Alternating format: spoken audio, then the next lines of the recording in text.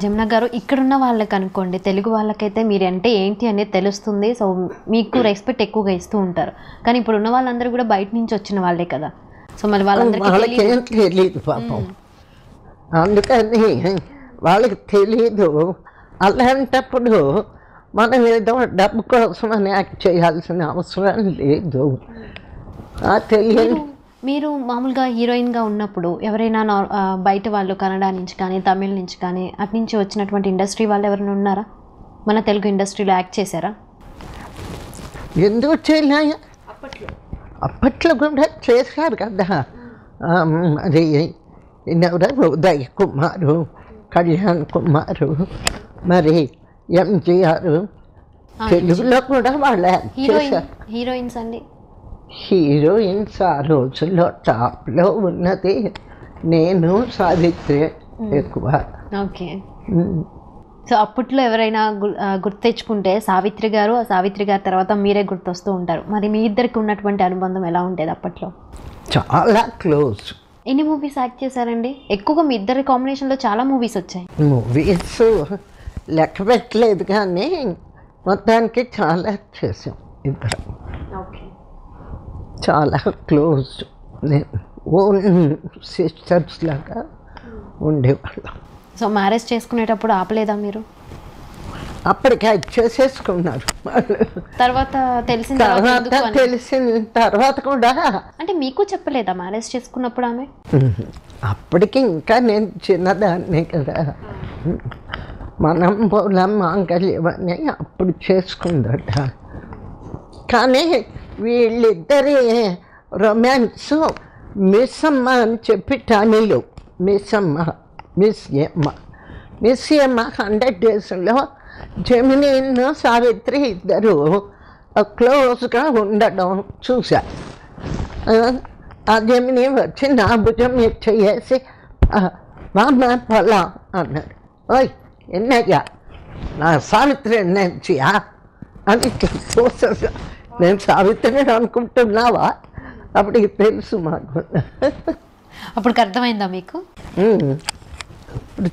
తర్వాత ఎప్పుడో తెలుసు, ఎవరికీ చెప్పలేదు కదా.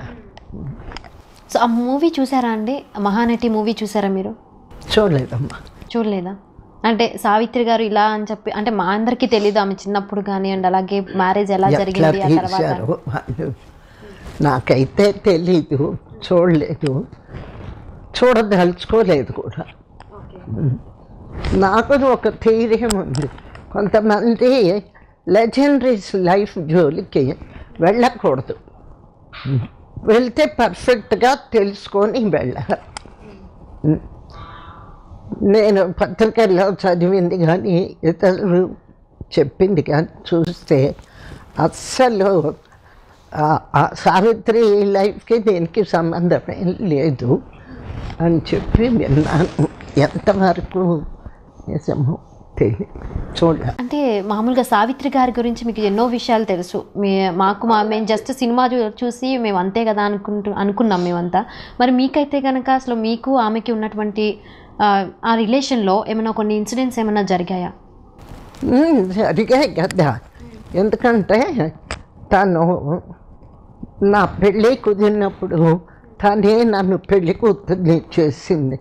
స్వయంగా చీర కట్టి, నగలు పెట్టి, వడ్డాణం పెట్టి, జడ వేసి అంత ముద్దుగా చూసుకునేది నన్ను.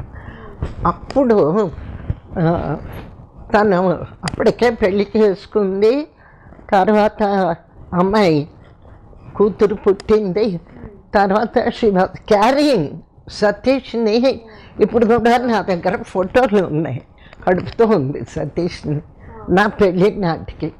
అయినా పాపం వచ్చింది. అప్పుడు మాత్రం ఒక మూవీ ఇన్సిడెంట్ ఏం చేసిందంటే,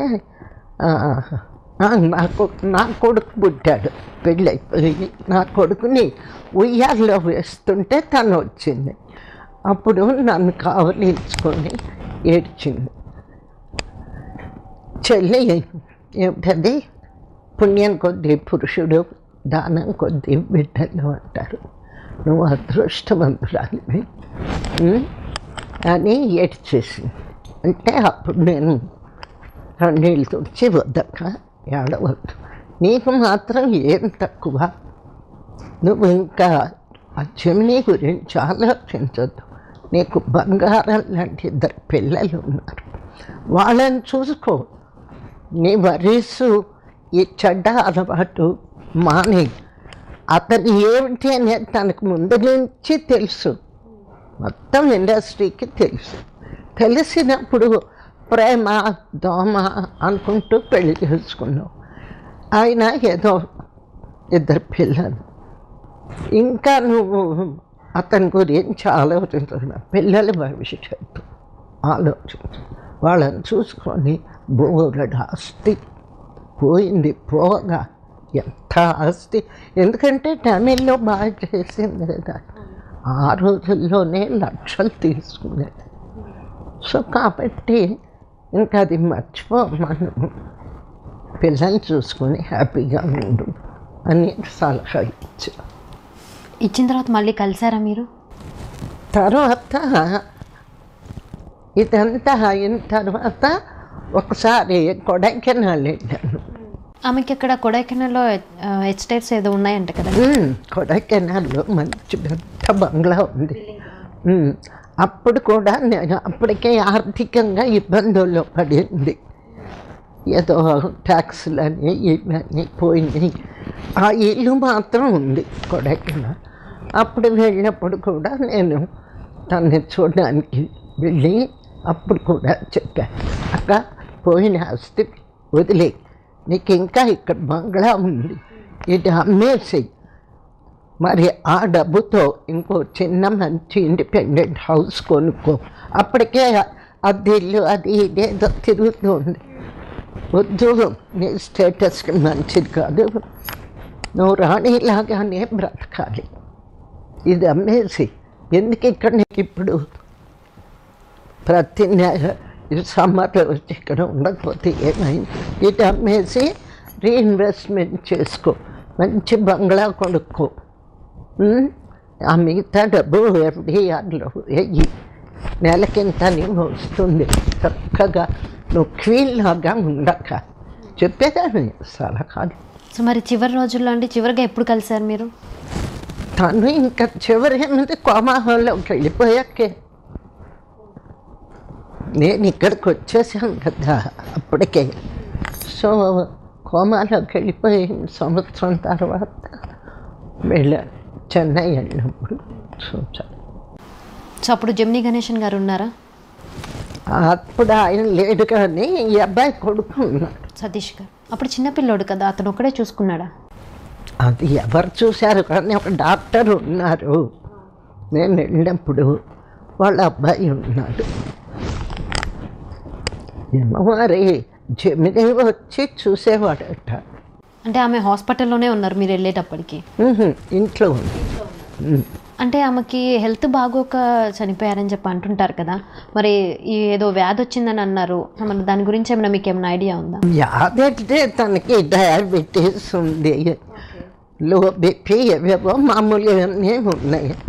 తర్వాత దాని మీదట ఈ బికాజ్ ఆఫ్ వర్రీ, ఈ వర్రీస్లో టూ మచ్గా పెంచేసింది డ్రింక్ చేయడం, ఆల్కహాల్ ఎక్కువగా తాగడం. ఆల్కహాల్ ఎక్కువ తాగేటప్పటికి హెల్త్ అప్సెట్ అయిపోయింది, ఇంకా దాంతో కోమాలోకి వెళ్ళిపోయింది. అంటే ఆమెని వేరే అదర్ స్టేట్స్ కానీ ఏమైనా తీసుకెళ్ళి చూపించినా కానీ తగ్గేటటువంటి అవకాశమే లేదా? నేను ఒక పెద్ద ప్రయత్నం చేశా, ఎందుకంటే తను నాకు ఒక సొంత అక్కలాగా. ఈవిడ కోమాలో ఉన్నప్పుడు నేను చెన్నై వెళ్ళాను, అదైతే చెన్నపూరి ఆంధ్ర మహాసభ 100 years ఫంక్షను. నేను భాటం శ్రీరామూర్తి గారు, ఆయన ఇక్కడ కల్చరల్ అఫైర్స్ మినిస్టర్, మాకు సన్మానం చేస్తే అక్కడికి వెళ్ళాను. అప్పుడు నెక్స్ట్ డే భాటం గారిని తీసుకొని, సార్ మరి మా అక్క ఇట్లా ఉంది పరిస్థితి, మీరు గవర్నమెంట్ నుంచి మళ్ళీ మా అక్కని మామూలు మనిషి చేయాల్సిన బాధ్యత మీకుంది, ఎందుకంటే గవర్నమెంట్ ప్రోగ్రామ్స్కి ఎన్నో డొనేషన్స్ ఇచ్చింది తను అని చెప్పి నేను ఆయన కలిసి అప్పటికే కోమాలి వెళ్ళాం. వెళ్ళి అక్క అక్క అని చెప్పి ఇట్లా ఊపాను, ఇట్లా ఇలా చూస్తుంది. ఏమీ రియాక్షన్ లేదు, కళ్ళు తెరుచుకునే ఉంది. ఆ ముక్కులో ఇది పెట్టారు ఫుడ్ తినంటారు. అప్పుడు ఇక అక్కడి నుంచి నేను అప్పుడు అంజయ్ గారు చీఫ్ మినిస్టర్, అక్కడి నుంచే అంజయ్ గారితో మాట్లాడా.